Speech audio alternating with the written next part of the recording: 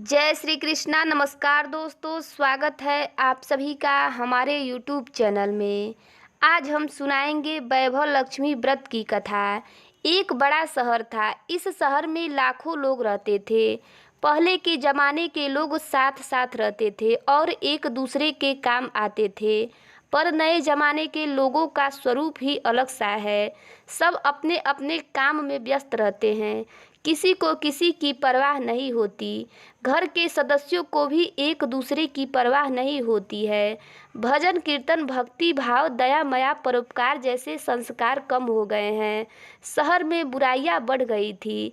शराब, जुआ, रेस, व्यभिचार, चोरी, डकैती वगैरह बहुत से गुनाह शहर में होने लगे थे। कहावत है कि हजारों निराशा में एक अमर आशा छिपी हुई है। इसी तरह इतनी सारी बुराइयों के बावजूद शहर में कुछ अच्छे लोग भी रहते थे। ऐसे अच्छे लोगों में शीला और उनके पति की गृहस्थी मानी जाती थी। शीला धार्मिक प्रवृत्ति की थी और संतोषी थी। उनका पति भी विवेकी और सुशील था। शीला और उनके पति ईमानदारी से जीते थे। वो किसी की बुराई नहीं करते थे और प्रभु भजन में अच्छी तरह से समय व्यतीत कर रहे थे। उनकी गृहस्थी आदर्श गृहस्थी थी और शहर के लोग उनकी गृहस्थी की सराहना करते थे। शीला की गृहस्थी इसी तरह से खुशी खुशी चल रही थी, पर कहा जाता है कि कर्म की गति अकल है। विधाता के लिखे लेख को कोई समझ नहीं सकता। इंसान का नसीब पल भर में राजा को रंक बना देता है और रंक को राजा। शीला के पति के अगले जन्म के कर्म भोगने बाकी रह गए होंगे कि वह बुरे लोगों से दोस्ती कर बैठा। वह जल्द से जल्द करोड़पति होने का ख्वाब देखने लगा, इसीलिए वह गलत रास्ते पर चला गया और करोड़पति की बजाय रोडपति बन गया। यानी रास्ते पर भटकते भिखारी जैसी उसकी हालत हो गई थी। शहर में शराब, जुआ, रेस, चरस, गांजा वगैरह वादियां फैली हुई थी। उसमें शीला का पति भी फंस गया। दोस्तों के साथ उसे भी शराब की आदत हो गई। जल्द से जल्द पैसे वाला बनने की लालच में दोस्तों के साथ रेस जुआ भी खेलने लगा। इस तरह बचाई हुई धनराशि, पत्नी के गहने, सब कुछ रेस जुआ में गवा दिया था। इसी तरह एक वक्त ऐसा भी था कि वह सुशील पत्नी शीला के साथ मजे से रहता था और प्रभु भजन में सुख शांति से वक्त व्यतीत करता था। उसके बजाय घर में दरिद्रता और भुखमरी फैल गई। सुख से खाने की बजाय 2 वक्त भोजन के लाले पड़ गए और शीला को पति की गालियां खाने का वक्त आ गया था। शीला सुशील और संस्कारी स्त्री थी। उसको पति के बर्ताव से बहुत दुख हुआ, किंतु वह भगवान पर भरोसा करके बड़ा दिल रखकर दुख सहने लगी। कहा जाता है कि सुख के पीछे दुख और दुख के पीछे सुख आता ही है, इसीलिए दुख के बाद सुख आएगा ही। ऐसी श्रद्धा के साथ शीला प्रभु भक्ति में लीन रहने लगी। इस तरह शीला असहाय दुख सहते सहते प्रभु भक्ति में वक्त बिताने लगी। अचानक एक दिन दोपहर को उनके द्वार पर किसी ने दस्तक दी। शीला सोच में पड़ गई कि मुझ जैसे गरीब के घर इस वक्त कौन आया होगा। फिर भी द्वार पर आए हुए अतिथि का आदर करना चाहिए। ऐसे आर्य धर्म के संस्कार वाली शीला ने खड़े होकर द्वार खोला। देखा तो एक माजी खड़ी थी। वे बड़ी उम्र की लगती थी, किंतु उनके चेहरे पर अलौकिक तेज निखर रहा था। उनकी आंखों में से मानो अमृत बह रहा था। उनका भव्य चेहरा करुणा और प्यार से छलकता था। उनको देखते ही शीला के मन में अपार शांति छा गई। वैसे शीला इस माँ जी को पहचानती न थी, फिर भी उनको देखकर शीला के रोम रोम में खुशी छा गया। शीला माँ जी को आदर के साथ घर में ले आई। घर में बिठाने के लिए कुछ भी नहीं था, अतः शीला ने सकुचा कर एक फटी हुई चादर पर उनको बिठाया। माँ जी ने कहा, क्यों शीला, मुझे पहचाना नहीं? शीला ने सकुचा कर कहा, माँ, आपको देखते ही बहुत खुशी हो रही है, बहुत शांति हो रही है। ऐसा लगता है कि मैं बहुत दिनों से जिसे ढूंढ रही थी वे आप ही हैं, पर मैं आपको पहचान नहीं सकती। माँ जी ने हंसकर कहा, क्यों भूल गई? हर शुक्रवार को लक्ष्मी जी के मंदिर में भजन कीर्तन होते हैं, तब मैं भी वहाँ आती हूँ। वहाँ हर शुक्रवार को हम मिलते हैं। पति गलत रास्ते पर चला गया तब शीला बहुत दुखी हो गई थी और दुख के मारे वह लक्ष्मी जी के मंदिर में भी नहीं जाती थी। बाहर के लोगों के साथ नज़र मिलाने में भी उसको शर्म आती थी। उसने याददाश्त पर जोर दिया पर यह माजी याद नहीं आ रही थी। तभी माजी ने कहा, तू लक्ष्मी जी के मंदिर में कितने मधुर भजन गाती थी, अभी अभी तू दिखाई नहीं देती थी, इसीलिए मुझे हुआ कि तू क्यों नहीं आती है, कहीं बीमार तो नहीं हो गई है न। ऐसा सोचकर मैं तुमसे मिलने चली आई हूँ। माजी के अति प्रेम भरे शब्दों से शीला का हृदय पिघल गया। उसकी आंखों में आंसू आ गए थे। माजी के सामने वह बिलख बिलख कर रोने लगी। यह देखकर माजी शीला के नज़दीक सरके और उसकी सिसकती पीठ पर प्यार भरा हाथ फेर कर सांत्वना देने लगी। माजी ने कहा, बेटी, सुख और दुख तो धूप और छांव जैसे होते हैं। सुख के पीछे दुख आता है और दुख के पीछे सुख भी आता है। धैर्य रखो बेटी, और तुझे क्या परेशानी है, तेरे दुख की बात मुझे सुना। तेरा मन भी हल्का हो जाएगा और तेरे दुख का कोई उपाय भी मिल जाएगा। माजी की बात सुनकर शीला के मन को शांति मिली। उसने माजी को कहा, माँ, मेरी गृहस्थी में भरपूर सुख और खुशियाँ थी। मेरे पति भी सुशील थे। भगवान की कृपा से पैसे की बात में भी हमें संतोष था। हम शांति से गृहस्थी चला रहे थे, ईश्वर भक्ति में अपना वक्त व्यतीत कर रहे थे। अचानक हमारा भाग्य हमसे रूठ गया। मेरे पति को बुरी दोस्ती हो गई। बुरी दोस्ती की वजह से वे शराब, जुआ, रेस, चरस, गांजा वगैरह खराब आदतों के शिकार हो गए और उन्होंने सब कुछ गंवा दिया और हम रास्ते के भिखारी जैसे बन गए। यह सुनकर माजी ने कहा, सुख के पीछे दुख और दुख के पीछे सुख आता ही रहता है।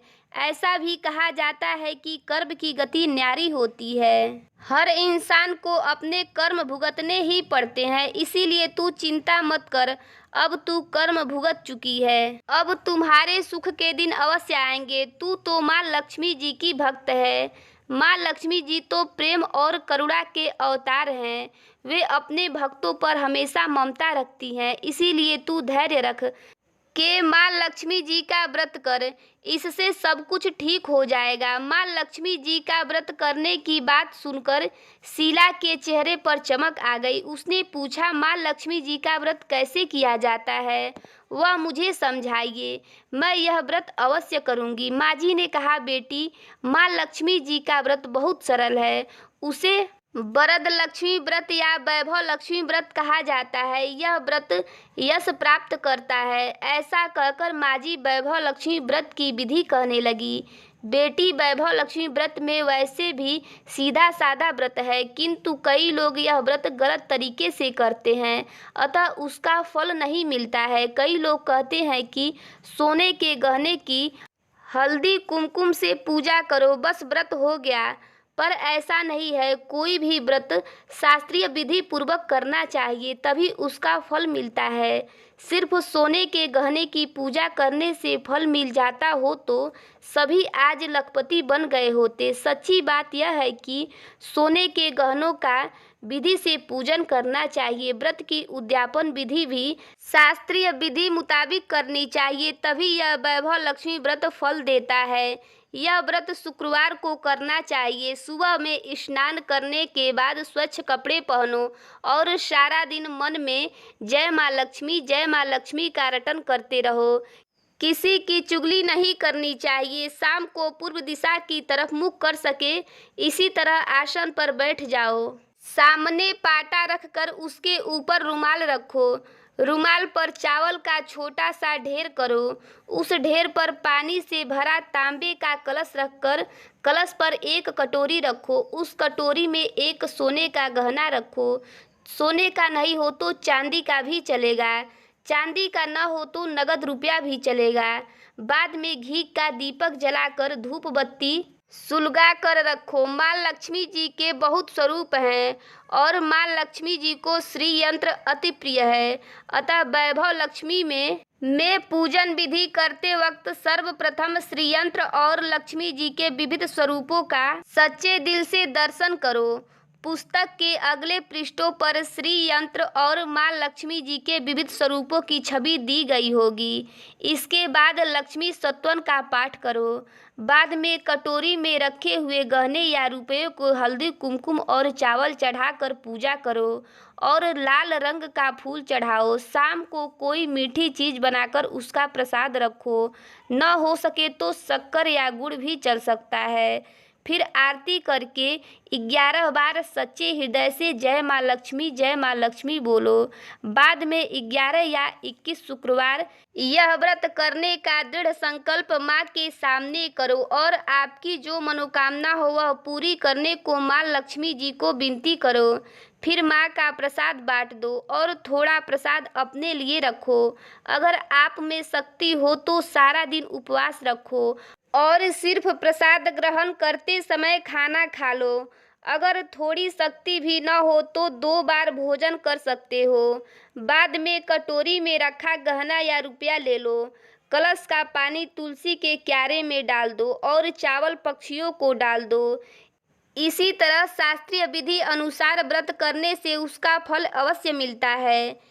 इस व्रत के प्रभाव से सब प्रकार की विपत्ति दूर होकर आदमी माला माल हो जाता है। संतान न हो तो उसे संतान प्राप्ति होती है। सौभाग्यवती स्त्री का सौभाग्य अखंड रहता है। कुंवारी लड़कियों को मनचाहा पति मिलता है। शीला यह सुनकर बहुत खुश हुई।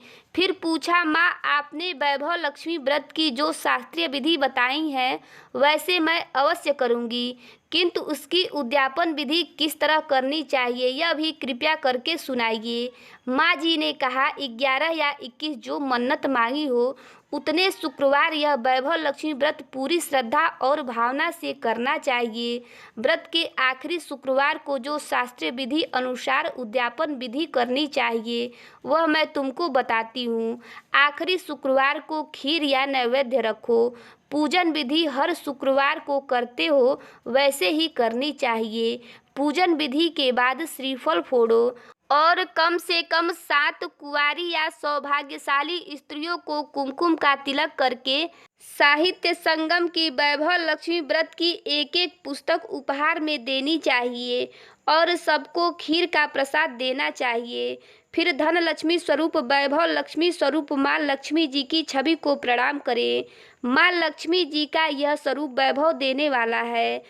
प्रणाम करके मन ही मन भावुकता से माँ की प्रार्थना करते वक्त कहें कि हे माँ धनलक्ष्मी, हे माँ वैभव लक्ष्मी, मैंने सच्चे हृदय से आपको वैभव लक्ष्मी व्रत पूर्ण किया है, तो हे माँ हमारी जो मनोकामना की है वह बोलो कि मनोकामना पूर्ण करो, हम सबका कल्याण करो। जिसे संतान न हो उसे संतान देना, सौभाग्यशाली स्त्री का सौभाग्य अखंड रखना, कुंवारी लड़कियों को मनभावन पति देना।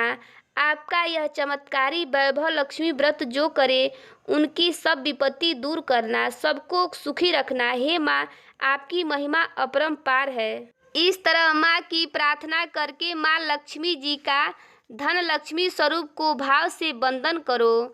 माँ जी के पास से वैभव लक्ष्मी व्रत की शास्त्रीय विधि सुनकर शीला भाव विभोर हो उठी। उसे लगा मानो सुख का रास्ता मिल गया है। उसने आंखें बंद करके मन ही मन उसी क्षण संकल्प लिया, हे वैभव लक्ष्मी माँ, मैं भी माँ जी के कहे मुताबिक श्रद्धा से शास्त्रीय विधि अनुसार वैभव लक्ष्मी व्रत 21 शुक्रवार तक करूंगी और व्रत की शास्त्रीय विधि अनुसार उद्यापन करूंगी। शीला ने संकल्प करके आंखें खोली तो सामने कोई न था। वह सोचने लगी कि माँ जी कहाँ गई। यह माँ जी दूसरा कोई न था, साक्षात लक्ष्मी माँ ही थी। शीला लक्ष्मी जी की भक्त थी, इसीलिए अपने भक्त को रास्ता दिखाने के लिए माँ लक्ष्मी देवी माँ जी का स्वरूप धारण करके शीला के पास आई थी। दूसरे दिन शुक्रवार था। सवेरे स्नान करके स्वच्छ कपड़े पहनकर शीला मन ही मन श्रद्धा से और पूरे भाव से जय माँ लक्ष्मी का मन में ही रटन करने लगी। सारा दिन किसी की चुगली की नहीं। शाम हुई तब हाथ पांव मुंह धोकर शीला पूर्व दिशा में मुख करके बैठी। घर में पहले सोने के बहुत गहने थे, पर पतिदेव ने गलत रास्ते पर चलकर सब गहने गिरवी रख दिए थे। पर नाक की खील बच गई थी। नाक की खील निकालकर उसे धोकर शीला ने कटोरी में रख दी। सामने पाटे पर रुमाल रखकर मुट्ठी भर चावल का ढेर किया। उस पर तांबे का कलश पानी भर कर रखा। उसके ऊपर खील वाली कटोरी रखी। फिर माँझी ने कही वह शास्त्रीय विधि अनुसार बंदन सत्वन पूजन वगैरह किया और घर में थोड़ी शक्कर थी, वह प्रसाद में रखकर वैभव लक्ष्मी व्रत किया। यह प्रसाद पहले पति को खिलाया। प्रसाद खाते ही पति के स्वभाव में फर्क पड़ गया। उस दिन उसने शीला को मारा नहीं, सुनाया भी नहीं। शीला को बहुत खुशी हुआ। उसके मन में वैभव लक्ष्मी व्रत के लिए श्रद्धा बढ़ गई। शीला ने पूर्ण श्रद्धा भक्ति से 21 शुक्रवार तक वैभव लक्ष्मी व्रत किया। 21वें शुक्रवार को माँ जी के कहे मुताबिक उद्यापन विधि करके 7 स्त्रियों को वैभव लक्ष्मी व्रत की 7 पुस्तकें उपहार में दी। फिर माता जी के धन लक्ष्मी स्वरूप की छवि को वंदन करके भाव से मन ही मन प्रार्थना करने लगी। हे माँ धनलक्ष्मी, मैंने आपका वैभव लक्ष्मी व्रत करने की मन्नत मांगी थी। व्रत आज पूर्ण किया है। हे माँ, मेरी हर विपत्ति दूर करो, हम सबका कल्याण करो। जिसे संतान न हो उसे संतान देना, सौभाग्यशाली स्त्री का सौभाग्य अखंड रखना, कुंवारी लड़की को मन भावन पति देना। आपका यह चमत्कारी वैभव लक्ष्मी व्रत जो करे उनकी सब विपत्ति दूर करना, सबको खुशी रखना। हे माँ, आपकी महिमा अपरंपार है। ऐसा बोलकर लक्ष्मी जी के धन लक्ष्मी स्वरूप की छवि को प्रणाम किया। इस तरह शास्त्रीय विधि पूर्वक शीला ने श्रद्धा से व्रत किया और तुरंत ही उसे फल मिला। उसका पति गलत रास्ते पर चला गया था, वह अच्छा आदमी हो गया और कड़ी मेहनत करके व्यवसाय करने लगा। माँ लक्ष्मी जी के वैभव लक्ष्मी व्रत के प्रभाव से उसको ज़्यादा मुनाफा होने लगा। उसने तुरंत शीला के गिरवी रखे गहने छुड़ा लिए। घर में धन की बाढ़ सी आ गई। घर में पहले जैसी सुख शांति छा गई। वैभव लक्ष्मी व्रत का प्रभाव देखकर मोहल्ले की दूसरी स्त्रियां भी शास्त्रीय विधि पूर्वक वैभव लक्ष्मी व्रत करने लगी। हे माँ धनलक्ष्मी, आप जैसे शीला पर प्रसन्न हुई उसी तरह आपका व्रत करने वाले सब पर प्रसन्न होना, सबको सुख शांति देना। जय धनलक्ष्मी माँ, जय वैभव लक्ष्मी माँ। ये कहानी आपको कैसी लगी कमेंट करके ज़रूर बताइएगा। कमेंट बॉक्स में जय वैभव लक्ष्मी माता लिखना मत भूलिएगा। चैनल पर पहली बार आए हैं तो चैनल को सब्सक्राइब जरूर करिएगा। जय श्री कृष्णा।